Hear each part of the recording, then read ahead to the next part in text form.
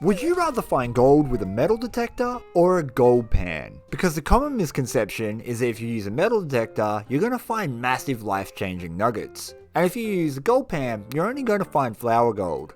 What if I was to tell you the reality is you should be picking the tool for your area and not because you want to find one particular size of gold? And that is dependent on your area's geology. So let's look at two separate sessions where we take a metal detector and a gold pan out into the northeast Victorian goldfields and see what we get. The Australian bush is full of gold nuggets, and some of them are really big. The biggest gold nuggets in the world actually come from here. We're talking about gold nuggets that today would fetch millions of dollars. But as you might have surmised, there is no water, and that makes finding gold very difficult. You're limited to using metal detectors in these places. But here's the thing, there's far more fine alluvial gold in the world than there is big detectable nuggets. On one hand, you have metal detecting, where you may find a larger piece of gold because that's what metal detectors can find.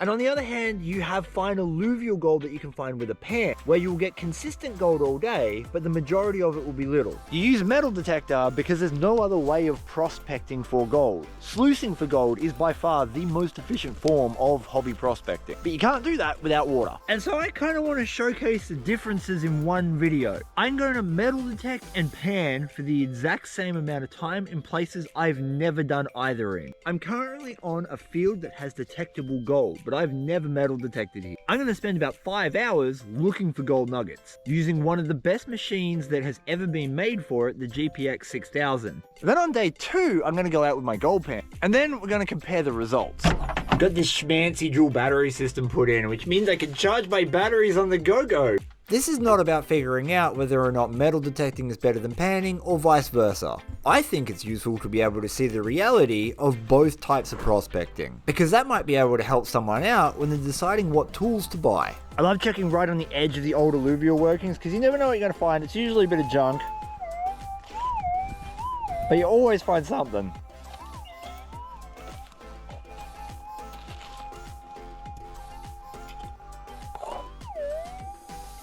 Oh yes.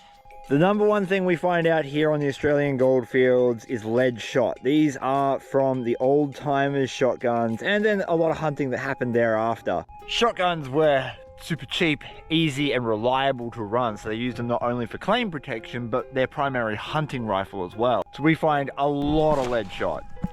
Shotgun pellet, and then right there, the other favorite type of ammunition, 22. This is an old classified pile of rock. Now, often when they did this, they would throw out specimens because they didn't process this rock. And that is a very nice subtle signal. So maybe we've got a quartz specimen, could just be a shotgun pellet. That's loud. Got a piece of quartz in here? No. Ah.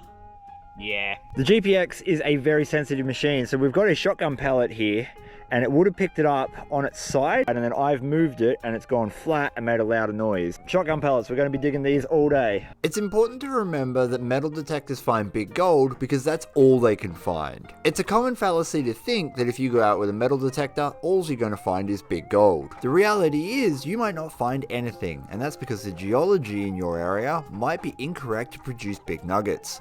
Which generally speaking is why in my area we have way more luck using a gold pan. More lead. The other important nuance to metal detecting that you gotta know about gold is that they are metal detectors, not gold detectors. This means that you will find literally every type of scrap piece of metal that's been left out in the bush. And after some years of experience, you might gain a knowledge of what sound and what tone may be more likely to be gold, but you never know. And that means you have to dig everything just in case. Oh, it's out. It's probably a nail, but when you get ones that are a bit deeper, can be a little bit more exciting. That screaming loud sound was a shotgun pellet. As much as I hate digging up shotgun pellets, I actually quite like them because if I'm finding shotgun pellets here, the lead makes a very similar noise to what gold does. And if I'm finding lots of shotgun pellets, it means that other detectorists probably haven't bothered to dig up all of the targets, meaning that there could still be gold here. The processing area is about 150 meters down there. And this is the old alluvial lead coming up here, and these are pits that they would have dug down to the bedrock and taken the alluvial wash off the bottom. These piles of rocks though have been sorted out for a different reason. There's a really good one just there. I'm looking at this and it looks very, very nice. It looks very much like the ore we would chase up in the mountains. So I'm thinking that they probably had the same recognition and stacked some of this up, possibly for further processing later, or even maybe just to visually pick through. Either way, I'm a detective.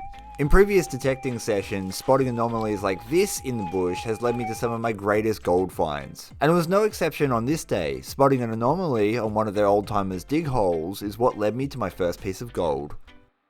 Oh, I just dug a huge hole for a piece of iron. Tree's been ring barked at some point. Oh, it sounded good, but it's just a tiny piece of decayed steel. See, it's this that's got me stuffed. The hole, that's clearly the waste rock pile, and then there's just this mound of classified gravels off to one side. And it was left there, so there mustn't have been too much in it. But maybe today? Come on, old timer pile of gravels. Give daddy some bucks.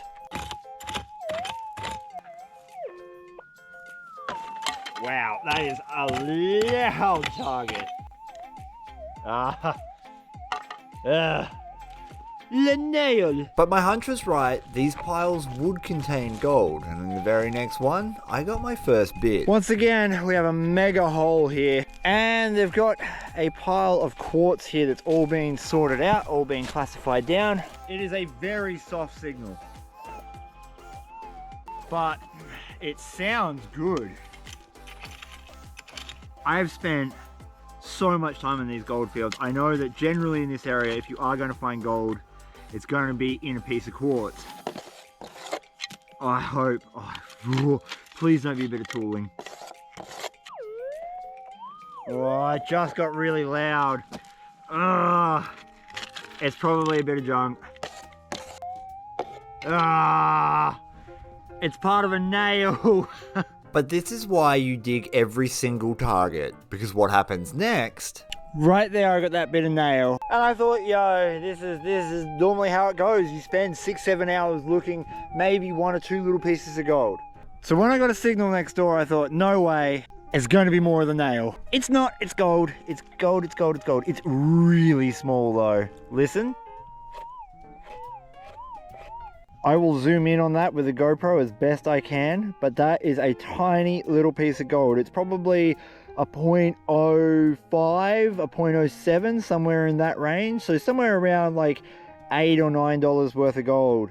But hey, that's exactly why I want to check these piles. That I'm stoked about. This tiny piece of gold says that there is gold in this pile. I'm going to do more work on it. Metal detecting for gold is fraught with these sort of problems. Finding one piece of gold amongst junk means that you now have to make sure that you go through every single piece of junk that's within that pile. And depending on how trashy the area you're working is, it can take a long time. Uno golds! Moving on. The last quartz pile gave me nothing but junk, so I moved on to this one. It's a little bit bigger, and I've just spotted it in my scoop. We've got another piece. It's about the same size as the last one. We're not talking about huge gold here, but we are talking about 2 pieces now on the board. That's really good. So this is sort of the equivalency of getting maybe 2 or 3 pans worth of alluvial gold done. So these add up pretty quick. And I mean, hey, second piece for the day. We're about 3 hours in, so about time we got something on the board. As it would turn out, this quartz pile was coming off an unworked section of virgin ground that the old timers had prepared, but never processed. On this side of me, I have an alluvial pit, and there's a lot of large quartz coming down the hill. And on this side, I have a classified pile of quartz that's all oversized, and behind that is the undersized. They were sorting stuff out here. Sometimes you just find these hot spots that give you a lot of gold. And I'm really hoping this is it, because it would be nice to pull out 2 or 3 more before my time limit's up. Alright, it's out. Oh, that's very loud now. If it's gold, it'll be a bigger bit than what we've got so far, but it very well might just be a shotgun pellet. Oh no, it's gold. Ah, yes. Oh, it's a good little bit. Look, we're not talking huge, massive, life-changing nuggets here, but 2 bits right next to each other, one after the other. And I got it on a live dig. That is freaking sweet. This is the equivalent to bending over and picking up a $5 or $10 note, so it's well worth your effort digging these up. My next goal was to remove all of the leaf debris covering up the soil. The closer you can get your coil to the ground, the more likely it is you're going to be able to hear the pieces of gold. It was worth it. I think I have another maybe signal in this area. I got a really loud signal down here, but it was in this fluffy stuff. And sometimes, you know, the fluffy stuff can hold gold, but more often than not, it's just a bit of wire or something like that. Oh, but not this time. No, no, no. Where'd it go? There, right there. Oh, look at that. It's a little nugget. Nugget picker. Oh, 4 little nuggets. My word, what a little spot. We dig all targets anyway, but this really gives you the motivation that no matter how loud it is or how junky it is, that you want to be digging it, because when you're on gold like this, you never know. Oh, of course, I called it gold, and it's iron. That'll teach me for celebrating too early. A nail. The gold gods giveth, and the gold gods take awayeth. Followed everything down, and then started working my way back up the pile, right next to the hole. And this is a deeper signal, probably junk, but I'm filming it because I hope that it's not. But I'm thinking nail. It's a deep enough hole that they would have had to have a structure here, probably a nail. Alright, that's the world's loudest shotgun pellet. I really thought this one was going to be wire. It is in fact a tiny piece of gold. I mean, it is minuscule. The power of the GPX is that you will find these really tiny pieces quite easily. And I spent the last 10 minutes chasing that around because it kept falling between rocks. And I almost left it behind because I could not be bothered. I was struggling, man. But it is gold. So glad I didn't walk away. Otherwise I would have left this little puglet in the ground for someone else. As a gold prospecting YouTuber, the hardest part about all of this is figuring out which targets to film. I keep getting a bunch of junk every time I turn the camera on, and then gold when the camera's off. So what I've learned in my past is that just leave the camera off and you find more gold. But we're going to film the next one, because this one right here that I spent like 5 or 10 minutes looking for, where did it go? There is gold. It's definitely the biggest bit of the day. Prospector's lubricant. Oh, it's beautiful. Oh, you couldn't be happy with that. I can actually feel the weight in that. That is honestly probably a $15 piece of gold that just came out of this pile. I wasn't expecting to find any on this side because this is the waste rock side of the pile, whereas all the sorting was happening over there where we found the other ones. So the fact that these are up here means they must have busted through a pay layer. Now I did film it, and yes, it was junk. Oh, don't be that. It's a boot tack. I told you that would happen when I turned the camera on. I told you. I have just clicked over the 5-hour mark on the goldfields, and this is our end result. I will get a much better close-up video of this a little bit later in this video. We've got 1, 2, 3, 4, 5, 6 pieces of gold, and they're probably worth between $10 and $5 each, which is not too shabby for my area. This is about as big as they get. And don't get me wrong, I found much, much bigger than that in the northeast. It's just that it's few and far between. You've got to put in a lot of hours to find something significantly bigger. But being able to find this sort of gold consistently really adds up. Well, now it's time to change tracks. Let's get out there and go panning. Oh, I just closed my thumb in the door. Oh, God, it hurts so fucking much. Oh, why nail bed injuries every fucking time? Oh, this is gonna make getting in the creek really shit. Of course, on the one day that I'm really hard pressed for time in filming, I come to a spot covered in blackberries, gauze, and no access, because struggling's awesome. At least the creek's a little bit clearer than the shores are. The banks. I had fully intended on showing you 5 hours of prospecting in an area that I'd never prospected before, but due to time constraints, I had to change my plans a little bit. Oh, great. If I could be 100% truthful with you, I had fully intended for this video to be in an area where I had not prospected. Due to my time constraints, both for today's filming hours and for when I need to get my next video out, I've come to an area that I've already worked. I've worked right up until that little waterfall just there. Coming down here, I found a spot in this area several months ago, and I never finished it. Today, we're going to look at how much I can get panning, considering I have about 30% of the time available to me compared to what I had detecting, and we'll see how we go for gold. First things first, I got to move this tree.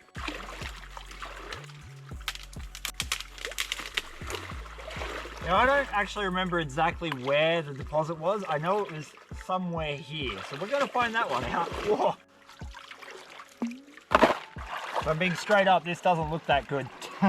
I vaguely remember it having clay in it. At the moment of truth, I've got a couple of specks of gold in here on the riffle. Oh no, there's still gold here. Oh, good, okay. Remember, this is not about who wins, whether it's detecting or panning. It's about showing you the difference.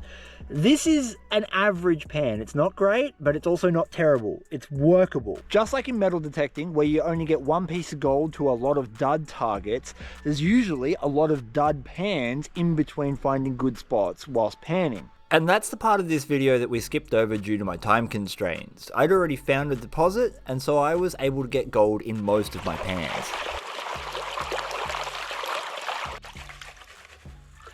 Every pan so far has been really good. We're getting large pieces of ironstone, and heavies are everything. If you're getting a lot of heavies while panning, you're usually close to a lot of gold.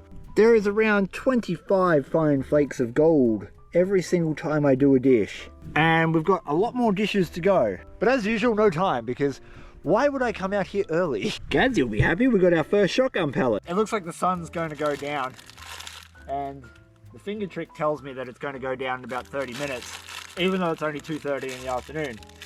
I can't open my muffin. There, I can open my muffin. It was harder to open my muffin because my thumb has now doubled in size. We are finding gold though. Ooh, I didn't think there was anything in there for a minute, but no, we got plenty of gold.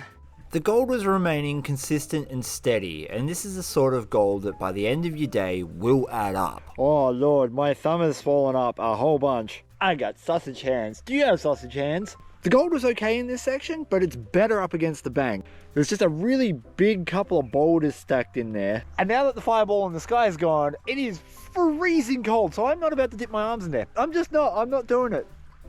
You can't make me. No amount of peer pressure is going to work. But speaking of peer pressure, did you know that Vo-Gus prospecting subscribers are 47% less likely to commit peer pressure crimes? I don't know what they are, but you're less likely. As my dad always said, the only problem with gold is that there's too much dirt mixed with it. Oh, that's the honey pot. And the best way to support the channel is to jump onto my website, theoldmoldy.com.au. We sell real life gold concentrates, gold nuggets, gemstones, crystals, and a bunch of prospecting gear. And it also kind of looks like the gold might be petering out a little bit. We've got the same amount of specs, they're just a lot finer, and that is a good indicator that we may have punched through the main pay layer and we're sitting just below it. This really will be a run for our money. We didn't have to do any test panning, but we don't have anywhere near as much time to get the gold, and now our deposit's running out.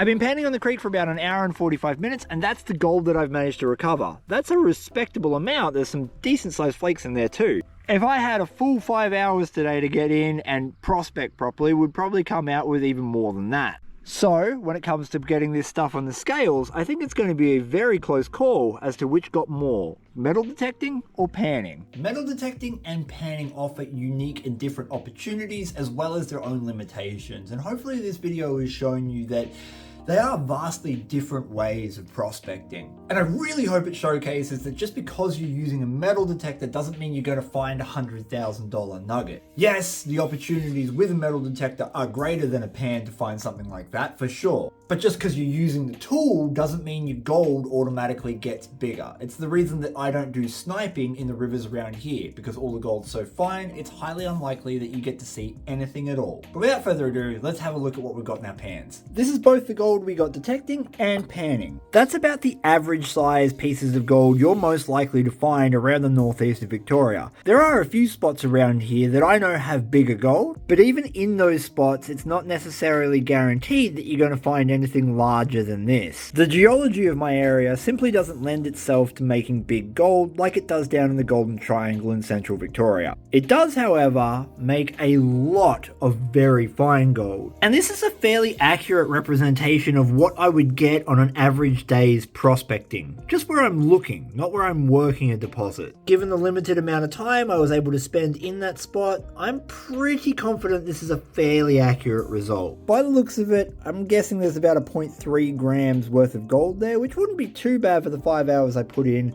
for the northeast of Victoria. And the total is... oh damn, 0.336. I'm never usually that close. 0.3 of a gram of gold. I'm going to guess here that I've got about the same as that, maybe a little bit more. So maybe a 0.4. There's only one way to find out though. Let's get it on the scales. Okay, we're way over the 0.3. 0.63, and altogether 0.967. Those are some interesting results. I had a hunch that we would probably find more panning just because I know the creeks around this area very well and I know the detectable gold around this area very well. But to double the take of gold using a gold pan compared to using a detector in about 30% of the time is a really good example of why you have to pick the right tool for the right region. And 0.96 at today's gold prices is worth about 155 Australian dollars. So, if we were to hang out, would you pick the pan or the metal detector to go prospecting with? I'd pick the Colt 45.